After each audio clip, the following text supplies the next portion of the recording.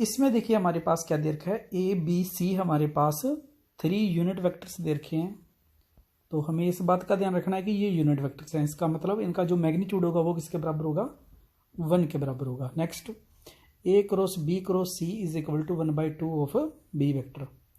और हमें क्या फाइंड आउट करना है, find the angles A makes with B and C, यानी कि ए जो है हमारे पास बी और सी के साथ क्या एंगल बना रहा है, where B and C are non parallel vector. तो हमें इन सभी कंडीशंस का यूज करना है।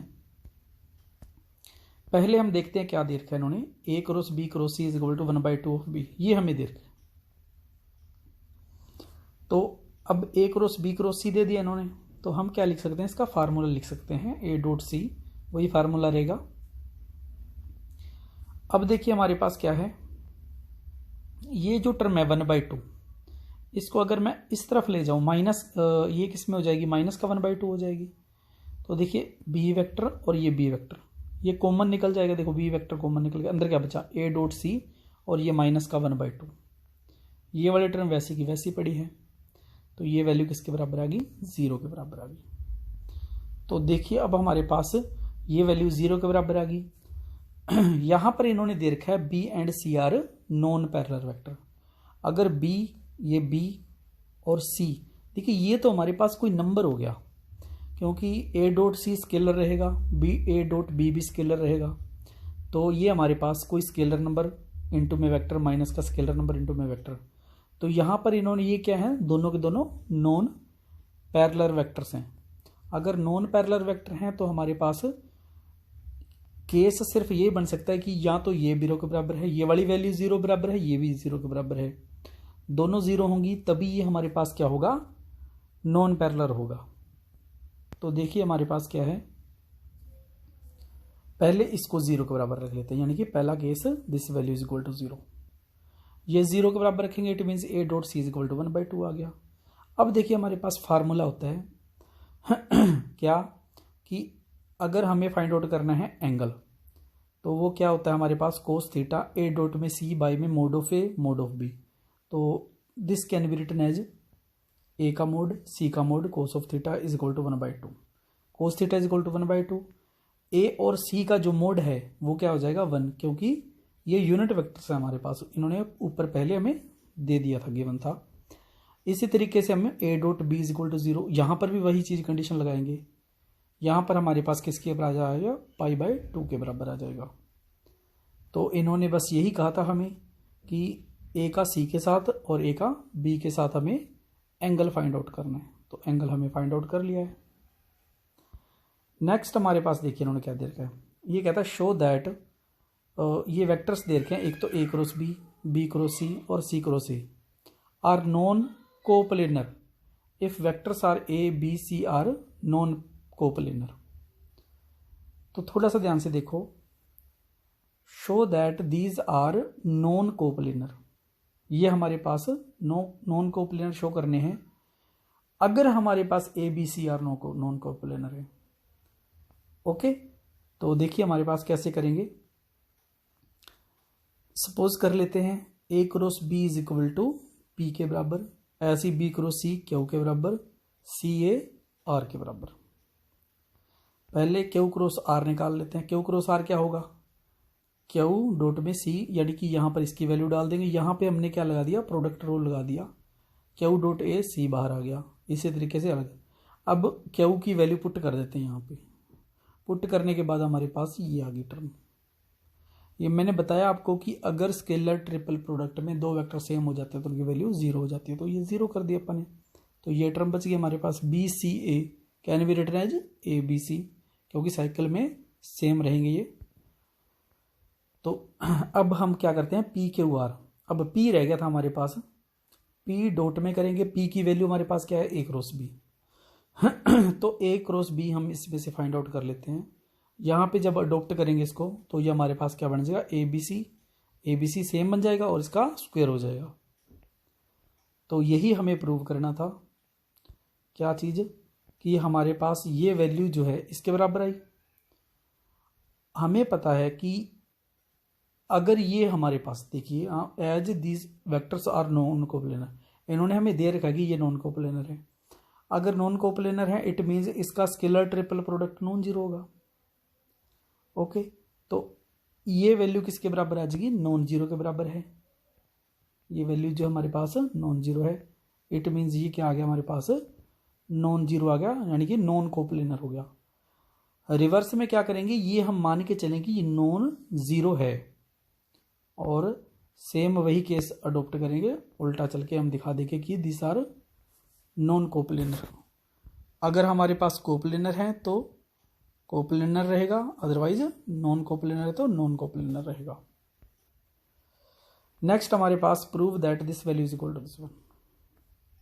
इसको प्रूव करने के लिए सिंपली हम क्या करते हैं, A cross B, B cross C, C cross C, ये हमने अभी थोड़ी देर पहले निकाला था। इसकी वैल्यू जो है ये थी हमारे पास, ये हमने पहले निकाल लिया। अब नेक्स्ट हमें क्या करना है, देखिए ये सपोज कर लेते हैं ए बी और सी, ये हम जनरली मानते हैं ए वन आई, ये अपनी तरफ से सपोज करते हैं ये चीज़ें। ए बी सी आ गया, इसका स्केलर ट्रिपल प्रोडक्ट निकालने का मेथड आपको यहाँ पे दे दिया, आपको पहले भी पता है, मैंने बताया था डिटरमिनेंट मेथड से हम फाइंड आउट कर सकते हैं। अगर इसका स्केयर करते हैं तो दोनों का स्केयर हो जाएगा, ये हमारे पास स्केयर को आप ऐसे करके राइट कर सकते हैं अलग अलग, और scalar triple product A B C दोनों का राइट कर देते हैं हम, ये राइट कर दिया हमने। अब इसको कीजिए आप मल्टीप्लाई। देखिए आपने मैट्रिक्स के साथ मल्टीप्लिकेशन की होगी, डिटर्मिनेंट के साथ मल्टीप्लिकेशन कैसे करनी है वो देख लीजिए आप। हमें क्या करना है इसके अंदर, सबसे पहले हम क्या उठाएंगे, a1 a2 a3, a1 a2 a3 को मल्टीप्लाई करेंगे हम a1 a2 a3 से, सीधा मल्टीप्लाई कर दें हम, यानी कि फर्स्ट उठाओ, फर्स्ट के साथ मल्टीप्लाई करके ऐड कर दो, यानी कि a1 इंटू में a1 प्लस a2 इंटू में a2 प्लस a3 इंटू में a3। फिर फर्स्ट को उठाया सेकंड के साथ कर दिया, फर्स्ट को उठाया थर्ड के साथ कर दिया, ये देखिए। अब इसी तरीके से सेकंड को उठा लीजिए, सेकंड को उठाया फर्स्ट से किया, सेकंड से किया, थर्ड से किया, ये तीनों आ गया हमारे पास। एज वेल है थर्ड को उठाओ, फर्स्ट के साथ करो, सेकंड के साथ करो, थर्ड के साथ करो, ये नीचे वाली हमारे पास रो आ गई। अब देखिए हमारे पास this can be written as A one square है यहाँ पर, this can be written as A dot A, तो ए डॉट ए लिख दिया, ये क्या बन जाएगा ए डॉट बी बन जाएगा। इस तरीके से ए डॉट सी बन जाएगा, ये सारे के सारे राइट कर दिए हमारे पास, जो जो टर्म बन रही है वो राइट कर दी हमने, यानी कि स्केलर ट्रिपल प्रोडक्ट का स्केयर किसके बराबर आ गया, इसके बराबर आ गया हमारे पास। तो यही हमें इसको क्या प्रूव करके दिखाना था। अब नेक्स्ट देखिए हमारे पास क्या है, if A B C are three vectors such that A cross B is equal to C और B cross C is equal to A के बराबर, ये हमारे पास है। Show that A B C are orthogonal in pairs and B का जो mode है वो 1 है और सी का मोड ए के बराबर दिया है। तो ये सारी कंडीशन हम लेके चलेंगे। तो सबसे पहले हमारे पास क्या क्या इन्होंने प्रोवाइड करके वो राइट कर लेते हैं हम। अगर ये कह रहा है कि A B C are orthogonal, अगर ये तीनों ऑर्थोगोनल हैं, इट मीन्स इनका जो आपस में प्रोडक्ट होगा वो हमारे पास क्या होगा, 0 के बराबर इन पेयर्स में। कैसे, ए का बी के साथ कर लो, बी का सी के साथ कर लो, सी का ए के साथ कर लो, 0 रहेगी वैल्यू। पहले केस में हमारे पास क्या दे रखा है, A cross B is equal to C, A cross B is equal to C दे रखा है हमारे पास। इसका ए के साथ डॉट प्रोडक्ट लीजिए, यानी कि हमारे पास क्या हो जाएगा, A dot C is equal to A dot A cross B, A B, it means मैंने बताया था ये बन गया हमारे पास क्या, scalar triple product. Scalar triple product में अगर दो वेक्टर सेम हो जाता है तो वैल्यू आ जाती है 0। तो it means A dot C किसके बराबर हो गया, 0 के बराबर। अब दूसरा केस लेके चलते हैं, बी डॉट सी, इसको बी के साथ कर दीजिए, तो वही सेम टू वैल्यू आएगी, 0 देगा हमें, तो इट मीन्स इसकी वैल्यू क्या आ गई, 0 के बराबर। और क्या दे रखा है, कहता B cross C is equal to A, इसका बी के साथ डॉट ले लीजिए आप, बी के साथ डॉट लिया तो बी डॉट ए आ गया। अब ये वाली वैल्यू क्या आएगी हमारे पास, बी डॉट बी क्रॉस सी, देखिए आप स्केलर ट्रिपल प्रोडक्ट है, ये 0 के बराबर हो जाएगा, ये भी 0।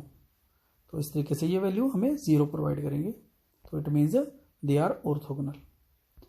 दूसरा केस है A cross B is equal to C. आप क्या कीजिए, इसको सी के साथ डॉट प्रोडक्ट ले लीजिए। इसका सी के साथ डॉट लेंगे तो सी डॉट सी बनेगा, और सी डॉट सी क्या होता है, मोड ऑफ सी का स्क्वायर। और हमारे पास क्या है, बी क्रॉस सी किसके बराबर है, ए के बराबर है। अब इसको ए के साथ डॉट कर दीजिए इसका, तो ये बन गया ए के मोड का स्क्वायर। अब ये A dot B cross C is equal to, ये क्योंकि सेम वैल्यू दे रहे हैं ना यहाँ पे हमारे पास, तो ये वैल्यू किसके बराबर हो जाएगी हमारे पास,